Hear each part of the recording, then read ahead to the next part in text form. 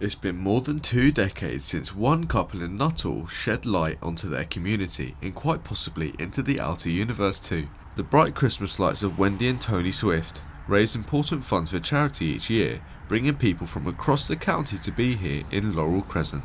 They've been doing it for 21 years, but this has been their base since they bought the home in 2007. And since then they've raised more than £250,000 for vital causes like the Haywood House Hospice, where Wendy's dad John died. Wendy says they started a display years ago because they wanted to give back to the charity. 21 years ago, on the 23rd of December, my dad John Sheeran died. He'd been a patient at Haywood House, and he loved to come and see the Christmas lights. When we lived at our old address, we'd switch them on a Sunday night at 6 o'clock when he'd come round the corner to see my children that was young then at the time. And when he passed away, we decided that we would try and raise some money for Haywood House. So the first year we did it, we raised £197, and we said that we would double it. Fast forward to 2024 and they're now raising an average of 23 grand each year following the COVID-19 pandemic. Tony says over the years they previously used typical rope lights, which were a lot pricier than their current LED ones. Every day, a couple of hours, 3 hours.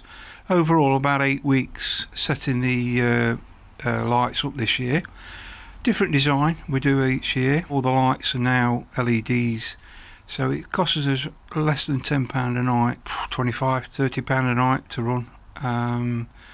So there's a big difference in LEDs to the old type rope light type of thing. They've made their light up palace bigger and more extravagant year on year, but Wendy says next year will be the final one. That's because they've reached their fundraising target and they can't keep one-upping themselves anymore. We cannot get any bigger. We can't expand the garden, so we feel that we'd like to bow out on a high. So 2025, hopefully, we can get to 30,000 in 1 year, and off we go on a high. With this year being their penultimate year, the Swifts hope their Christmas light-up spirit lives on in the community for an eternity, even when they're not switched on anymore. Jordan Guerrero for Knots TV.